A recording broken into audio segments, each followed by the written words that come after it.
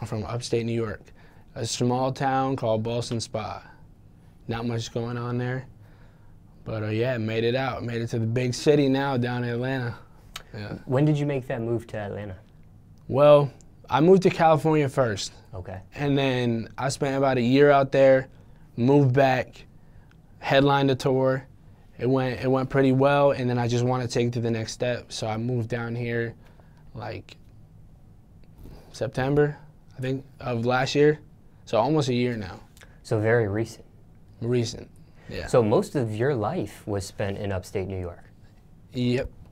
I would say if I could put it on a 1 to 100 scale, I would say 99.8% of it. Now, why not stay in Cali after the tour? Why come to Atlanta?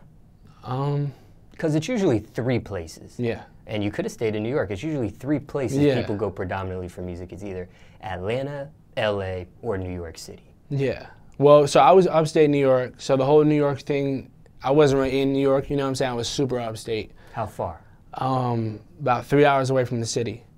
Not much going on. So I can't even really say I'm from New York, you know what I'm saying? Like, I'm from New York, but upstate. Cali, I was in San Diego a lot of the time.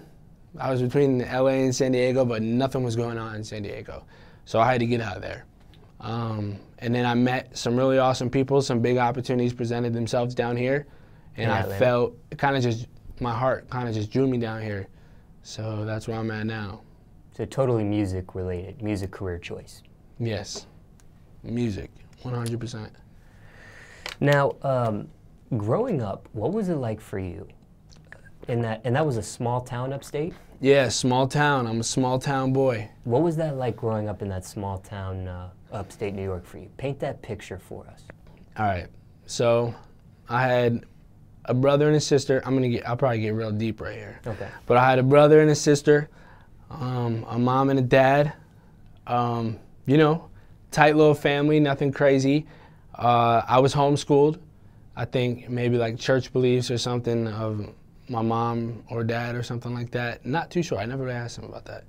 But I was only homeschooled till middle school. So up until then, I was homeschooled. Yeah, I played sports. It wasn't anything crazy. It was pretty boring. But I made a lot of close friends that are still my friends for life. Like, I've had friends that I've been friends with since I was literally fresh out the womb. So it was cool. It was nothing crazy, and it was just good friends, good family. Not a lot going on. Not too much trouble to get into. Just a good little small town.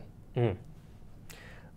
Did you grow up in poverty, lower middle class, upper middle class? I don't want to put my parents too much on blast, but high class? No. I would say they did the best they could, you know, but we didn't have a lot of money by any means. Mm. But there was still, you know, Christmas, holidays, stuff like that. It wasn't, definitely not poverty, you know, definitely not anything too crazy, but not the greatest, I would say. Okay. What was maybe, just growing up, your biggest struggle? My biggest struggle was probably not going to school, to be honest, because I knew nobody. Like, I did sports, but I didn't have too many friends, so I was kind of a lonely little kid. Maybe a mama's boy, I don't know, but yeah, I didn't have too many friends. I kind of just stuck to myself, which, looking back at it, it was probably the best thing that happened to me, because I like got to learn about myself and try music and different things like that. But so I guess my struggle actually kind of helped me, you know what I'm saying? Mm. This was before the homeschooling, or this was during the homeschooling you relate this to? I would say all the way up till I went to school. Yeah, it was pretty, I had like maybe 1, 2 friends, nothing crazy, so I was a pretty lonely little child. I was fine, but I was a little lonely. You did have siblings. I did have siblings, but me and my brother would get in fist fights every day. No, I'm kidding. But yeah, but I don't think like... Some people are like that. Yeah. I don't think it's crazy. Like, we all lived in the same house, but, and they're probably gonna kill me for saying this, but I don't think like we were like a super fun, do everything together family. You know what I'm saying? Like, I lived with my brother and my sister, but I don't think we were all like close like that. We are now, definitely now. How did that happen? How did things get closer? So my brother and sister are older than me, So I guess as I got older and we could talk about like drinking and like I could talk about girls with my brother, like we just kind of related more as we got older. But I was always like the younger brother trying to hang out with them. But yeah, now I go out with them or, you know. Everything's kind of leveled out. Leveled out. Good word. Now, explain, when did the homeschooling stuff start? From the beginning. Oh, you were homeschooled your entire life? Yeah, up until middle school. So it started like basically, yeah, since I don't know how old you are when school starts, but I was homeschooled from like kindergarten, I guess, to 6th grade. By your parents or tutor? By my mom. Yeah, by my mom. And I was the worst student of all time. Did your siblings go through homeschooling too? They did. And my brother didn't go to school till high school. And I think my sister didn't go to school till high school. I don't remember. But there was a point where I was all alone, being homeschooled by my mom. Mom, forgive me, but I didn't do anything. She would tell me, like, she'd be like, I don't know, she was so upset. She gets so mad, but I'd be like, I'm not doing anything today. I don't know, I was such a bad little kid, but I liked it though, because I put it this way, normal kids, they had to wake up at 7 or whatever, go to school, and they wouldn't be done till 3, and they had to sit in the classroom for hours and hours and hours and hours, even if they finished their work early. When I actually did my work, I'd be done in 2 hours, math, science, all that. So I started at 9, be done at 11. That was cool about being homeschooled. But yeah. Now, there are definitely debates about homeschool. Some people think homeschool is a great thing. Some people would love to have the luxury of being able to homeschool their kids. But from the opposite end of the spectrum, you being in homeschooling, and I don't know how much you can remember, but did you enjoy that? I did. Did you like being homeschooled? I did like being homeschooled. It was kind of both sides of it because, like I said, I'll be done in like 2 hours. Because when I went to school, I was like, why are we sitting in this class for a whole hour? I would get this done in 20 minutes. But the other side was like not having friends at school, you know what I'm saying? So I ended up doing like very well in school and having a lot of friends and stuff like that, you know, prom king, no big deal, but but yeah, so I mean, I ended up doing just fine. I think that was because of sports, because you make a lot of friends when you're playing sports, but yeah, it was like, I had no friends when I was homeschooled, but I got stuff done in 2 hours and enjoyed my day. You played sports while you were homeschooled? I did, I dabbled. So you did have contact with other kids that way? I did, yes, and I had a few friends through that. But I think it's different going to actual school, you know. So at middle school, you actually do go to public school? Yes. Why that decision making there? Did your mom, hey, this was as long as she can go with homeschooling a child, or she was just tired of homeschooling you, or maybe you begged to go to public school? I don't know. I think, I've never thought about it. But I think you just hit the nail on the head, or whatever they say, with all 3 of those. I think she was definitely fed up with me. And yeah, I think it was just a time where I could kind of make my own decisions.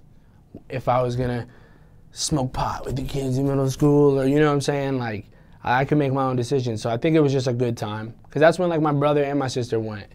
So yeah, I don't know why, but probably what you said.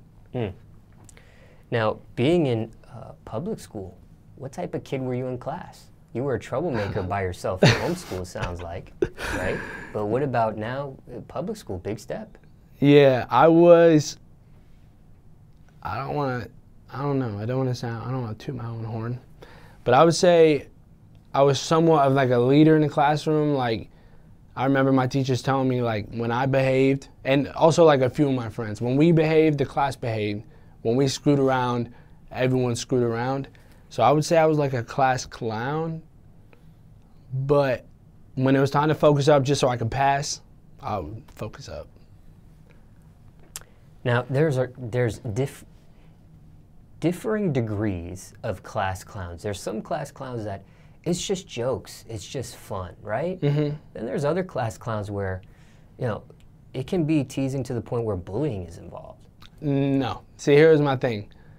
I I would always, and I think this is why I got prom king, because I wouldn't say I was the most popular kid in school, but sometimes I think about this, and I'm not, don't get me wrong, I'm not reliving my prom king days, but I think about it sometimes, like, why did I get prom king?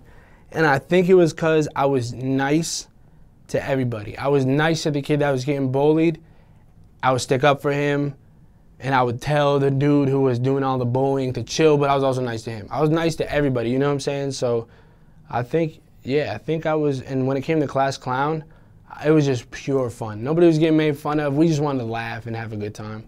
I'm still like that. Prom king, that's a big deal. But again, and you grew up in a small town, so you know you might not have had as many kids in class versus maybe somebody that's a prom king in, let's say, a bigger city high school with hundreds of kids. I don't know how many kids you had in your class, but some of the metropolitan cities can be a lot. Yeah. But you being prom king, was this senior, junior? That was my senior year. I don't think I really came out of my shell until senior year, just because I don't know. I don't know why, but yeah, it was senior year. Did you bribe kids for these votes? Oh, I threatened them. No, I'm joking. No, I won a few of those, like, what are they called? Like the best dress. Superlatives? I won a few of those that I don't know how I won. So, and I know there were some people probably mad about the ones that I won. I don't know how I won them, but I did not bribe or threaten anybody for those those votes. Being prom king, is that usually something that's like by popularity? Is it usually the popular person, the popular guy usually gets it? Yeah, that's why I was confused. Like, even now, I'm kind of rethinking, like, wait, I gotta be like, am I sure I got prom king? But I did. But yeah, it's about being popular, I think. But like I said, I couldn't tell you how I did, but I did. I don't know. You were playing sports middle school, high school too? Yeah, big in basketball. And I played football, but I was garbage at football. What position in basketball?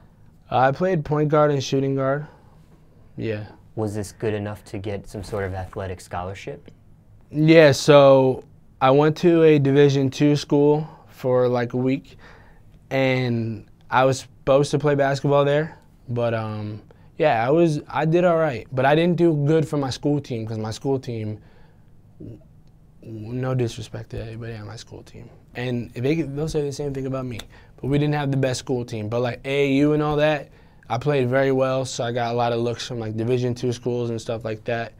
But I thought I had a brighter future doing music, because, you know, I'm not the most athletically sound. I could just shoot. I had a jump shot. But you did get an athletic scholarship.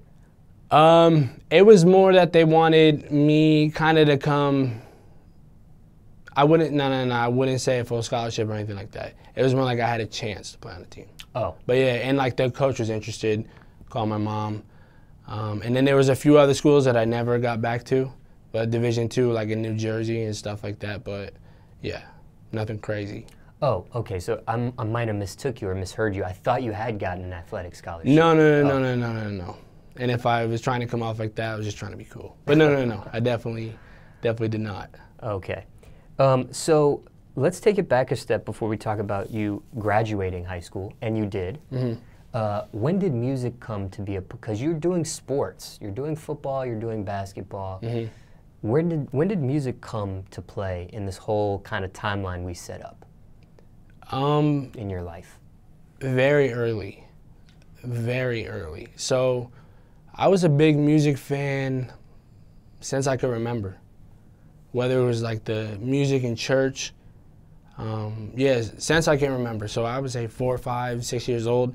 And then I started actually recording my music at like 10 or 11. I have actual recordings of me and my boy Adam. We started a music group. We put it out on MySpace. We had songs up on MySpace. People were talking about it when I went to school and stuff like that. But yeah, so I started early, to me. What age? I would say 10. 10, early, yeah. You did sports, but did you get into anything like band or choir while you were in school? No, I don't think so, no. Didn't do any of that stuff. No. I'm trying to think. Someone's telling me I did, but I don't think I did. No. It's kind of like you're either one or the other, right? It's like if you're playing sports, you're not with the band and the choir, and then if you're doing band and choir, you're probably not doing sports. But the thing about sports is like I was horrible at sports until I got into like 9th, 10th grade, and I thought I was going to the NBA. So I was like training hardcore. Like I would go to the gym early, leave the gym late. I was training super hardcore. That's when I got like somewhat good. But all the way up to there, sports was not really my thing. Not at all. It was more music. It was more music. So you graduate high school. Somehow. And then what? I went to St. Rose. Thought I was maybe going to play basketball there. That's a Division II? Division II, yeah. It's in Albany, New York. But I was there for like a week, and I left. Why? I just wanted to chase music. There was something in me telling me to do it, and like I was spending so many hours of the day going to classes that I didn't care about, that had nothing to do with me. So I texted my mom. I was like, I'm sorry, we just moved all my stuff in here. I'm in a dorm and all that, but I was like, this is not meant for me. And my mom's an angel. She was like, yeah, all right, whatever you want to do, I'm supportive. Because they did the 9-to-5 route. You know, they did the average system jobs and stuff like that, and really didn't get too far, you know? So they were very supportive of me following my dreams. I see. So they weren't disappointed? They weren't upset? No, I think the biggest problem was we just moved all my stuff in there. That's the only thing. When you did choose to go to that school, why did you choose that school in particular? Is it because those coaches and stuff were saying that you could probably walk on or something? Yeah, it was like the only, because I didn't reply to any other schools that were kind of interested in me for basketball or anything. So all the other schools I applied to for like, just applied to, I didn't get in. So that was like the only one, really, that let me in. When you did sign up for this school, was it, there was no scholarship or grants involved? No. It was like paying out of pocket, financial aid? Yeah, I don't know, I wasn't too, I remember filling out forms and stuff like that, and I think, I'm not sure, but I think I got somewhat of a scholarship for being like Native American or something. But I don't remember much else. Yeah. I see. Does that school have a reputation? They do actually have a good music program, but I don't think I got into it, or, yeah, I don't think I got into it. Yeah. So you, for lack of a better phrase, dropped out of college. College dropout. And you pursue music full-time at that point? Or are you getting jobs and working at that point? What's going on? So a big chunk of the story, maybe I missed kind of, or I didn't say, I was doing some stuff with like Young Money a little bit, but it was like a little Chucky. And these like videos are off the internet, so people can try and search them, but I don't think they'll find them. I did like a video, a little Chucky. I was into like a tour. I was down here in Atlanta actually, like doing some stuff with like Young Money. But that's what really made me feel like confident in leaving too. So that's kind of what I was doing at the time. I was traveling. I was back and forth between Atlanta. I was kind of just doing my thing, and I started doing like these remixes, and I had a million jobs, like you said. In between that, I had a million jobs. I would get a job for a week, quit, or get fired, or get another job. But yeah, this whole time I was trying to chase music on the side. So that's what I was doing. How'd you meet Little Chucky or become a part of that situation there? My boy, we used to like watch him and like the Lil Wayne videos. Like he used to be like the next Lil Wayne, I guess people would call him. So like my boy kind of hit him up to like do a video. You know, we like threw him money and all that stuff like that, and we ended up shooting a music video, but that was kind of the end of it. It never went anywhere crazy. This was after you graduated high school, or? Yeah, this was like the summer after graduating high school.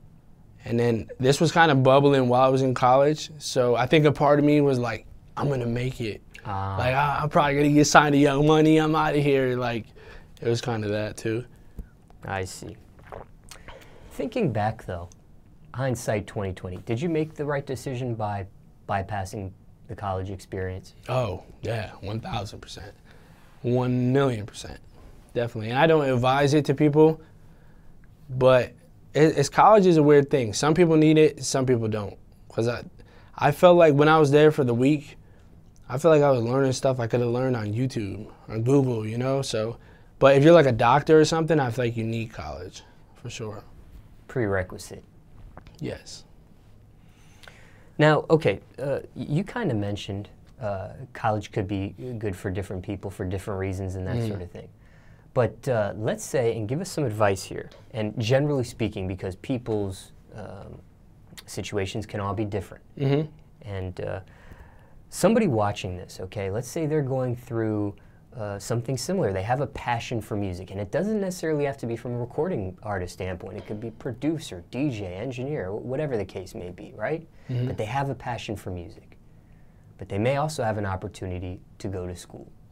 Now, do you tell a person like that, hey, if you can do both simultaneously, or go one way or the other? Definitely do both, because if certain things, thank God, didn't happen, I would probably be in a bad position, you know, and I probably would have went back to school. But for some reason, God led me down this path. But I don't know, you just gotta follow your heart, you know what I'm saying? Like, I would say do both, because I always like to play safe, kind of. Some people would say the exact opposite about me, but yeah, I would say play safe, do both until the other one picks up. You know what I'm saying? So go to college, but if you start popping music-wise and it's going good, and you really, really believe with all your heart and soul you can chase it, do it. That's my advice. That's from me. Not that that holds any weight, but that's my advice. You did mention you had a lot of jobs. What were some of these jobs you did? Give us the resume here. All right. I was a waiter. I was a host. Bar back. So like kind of all the restaurant jobs besides bartender. Never had the confidence to do that. I was a stagehand. So like where I'm from, they have the biggest, well, actually the #1 outdoor venue in the U.S. called SPAC, Saratoga Performing Arts Center. So I worked at that. I would set up the shows for like all the big artists, John Mayer, Lil Wayne, Drake, Chris Brown, everyone comes there. So I would set up shows for that. I worked at a hotel. I did a million things. I worked at GNC, you know what I'm saying? I'm selling supplements a little bit. Yeah, I did a million things. I don't know. I did a million jobs. Why so many jobs? The average length of my jobs is probably a week, because I would get one paycheck and I'd be like, all right, okay, now I'm gonna blow up next week. Got $200 in my bank. I was like, Mom kicked me out the house. That'll be enough to survive for like a week, you know what I'm saying? I'm gonna blow up with this music stuff. And then it would go by and I'd still be in the same position, so I'd go get another job. It was like a cycle. But in my head, I kept saying, you know, one day it's gonna blow up, it's gonna blow up, I wanna be good. And then it kinda happened a little bit. You always had a new job. You never went back to an old previous job? Started a job, quit, and then, you know what, I'm back, guys. I'm working on it, but I'm too prideful for that. I couldn't quit a job and then go back like, hey, I'm back. I can't do that. Nope. Felt like a loser or something? Yeah. Any of those jobs you mentioned tough? No. I mean, the tough aspect to it was I just didn't want to be there.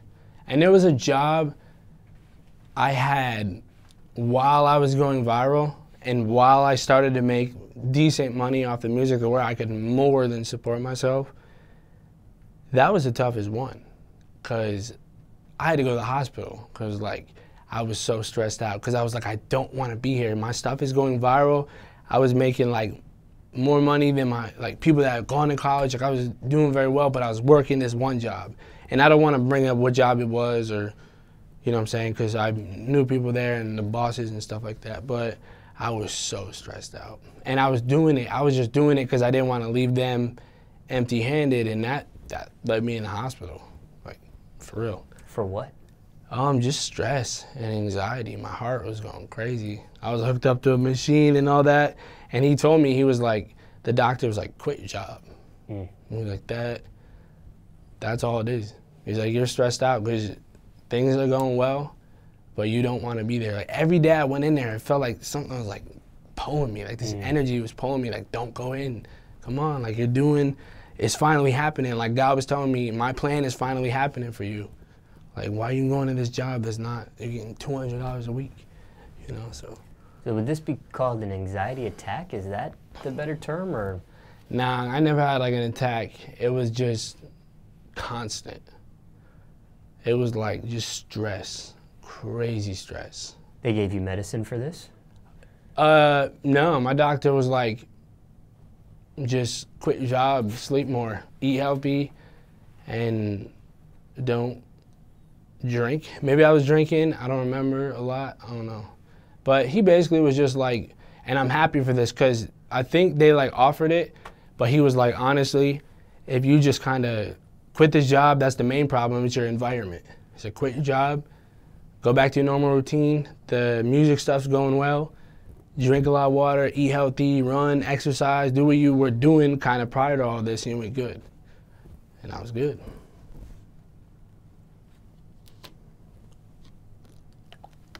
Any crazy stories dealing with any of these jobs you mentioned? Anything out of the norm? Ooh, I knew a question like this was gonna come. So many jobs, something happened. Other than just like fights, like, I mean, nothing like too crazy, but there's definitely like fights and stuff, especially at the, I don't want to throw them under the bus either. Nah, but just fights. That was the craziest thing that happened. You saw fights or you got into fights? Saw them. Yeah. These jobs, you did quit some of them. You were fired from some of them too? Yeah, I think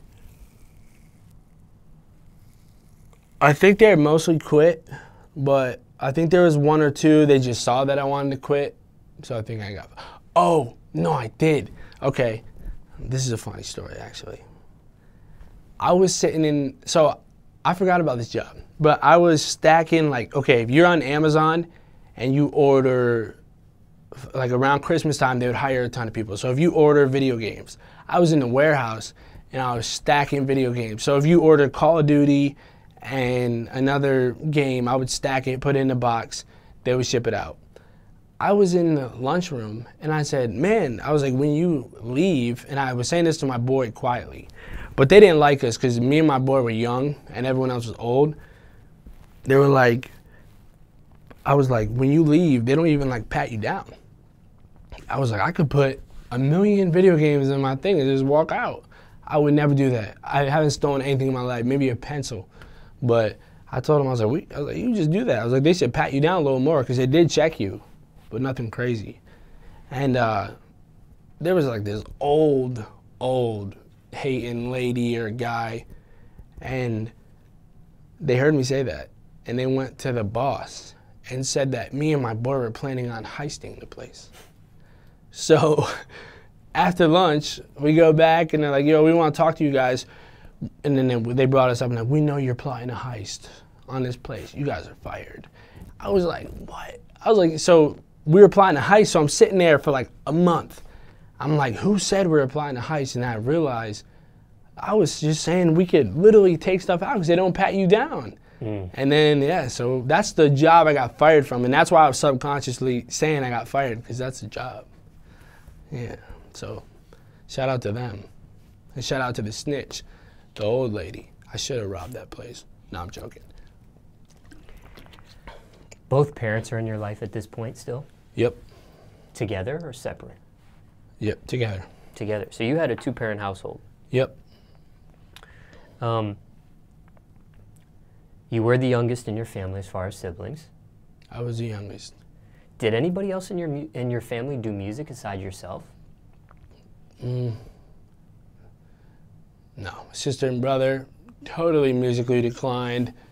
My dad thinks he knows about music, always tries to send me YouTube links about good music that's not good music. But my mom has got a decently good voice. And she put me on to like the good music that I still listen to this day. And then I guess I have some like relatives and people like that that were in a band, toured, and I'm not sure, but it's in my blood. But I don't know that it's in my family. My brother's nice with the dance moves though. I'll give him that. He's got some good moves. What were some of these? You said your mom liked the good music that you enjoy. What are some of these examples? Yeah, well, this is why I say I'm like musically. I think I'm versatile because I listen to everything, and that comes from my mom. She would listen to hip hop. She would listen to a lot of times James Taylor, Shania Twain, like just different, all different types of music. So that was, and then the radio was on 24/7. So, and one day it switched to the hip hop station, and I was like, what is this? I was like, what is this world? I need to know more about this. So I got myself a little cassette tape, and I used to like record. You could like press record play, and it would record whatever's on the radio. I figured out how to do it, and I would just, when a song came on, record that.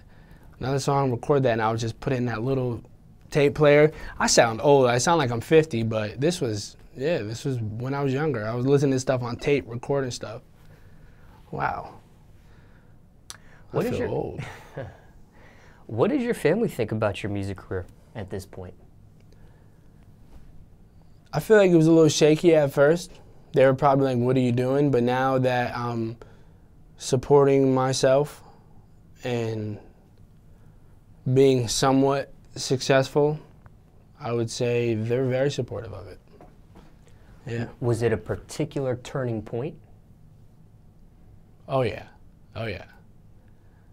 So I started doing these remixes, and I was doing them for 2 years. Every Tuesday, I was putting out a remix. And it got to one point where I was getting 1 million views a week. But for 2 years, nobody was watching. I was getting 100 views. But I was like, I don't know. I don't know what's wrong with me, but I always thought in my head, I was like, something's gonna happen. I was like, I don't know what's gonna happen, but I feel it in my stomach, I feel it in my heart. So I was doing these for 2 years. Just when a song came out that I liked that week, I would remix it. If a song didn't come out, I'd do an old song. And I was doing it, and then they started going viral because we shared them on these like big pages. So they ended up just spreading like crazy. And then I was putting some out, and I started to realize how to monetize it on YouTube and then put them up on Spotify. And I ended up making like decent money. I think when they saw what I was bringing in, they were like, all right, you can move out, go wherever you want. Congrats. When you said big pages, what did you mean? This dude had like 2 million. And I'm definitely like the prime example of work smarter, not harder. So I found this dude's page. I didn't have the money. My boy had the money. I was like, man, will you please give me like 150 bucks to post this up on this dude's page? He's got 2 million fans. I don't think anybody was doing this at the time. So it was like a commercial on TV, because he posted my stuff to 2 million people, and then it went viral. They all came like my page. I did it again. The next week, they liked my page, I did it again.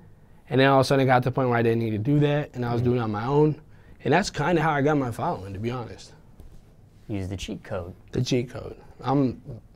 Love it. Cheat code. Did that, 2 years in, when did you finally make that strategic decision there? I don't know what it was, but I get to these points of desperation almost. Like, I get to the points of, all right, I'll do something for like a year or two really thinking it's gonna work, and then something like reality hit me in the face, like this not working, and then I make a smart move. So yeah, I don't know, just desperation. Was this a year in? A year and a half in? Oh, like when I did the share? Yeah. No. This is probably like 2 years in. Ah, I see. Putting a video out every week, and I was getting like, I would be super excited if I got 50 views, a share, 7 likes, 3 comments, and then it was getting to the point before Facebook took all my videos down for copyright. Shout out, Mark. Yeah, it was getting to the point I was getting like 1 million views a week. It was going nuts.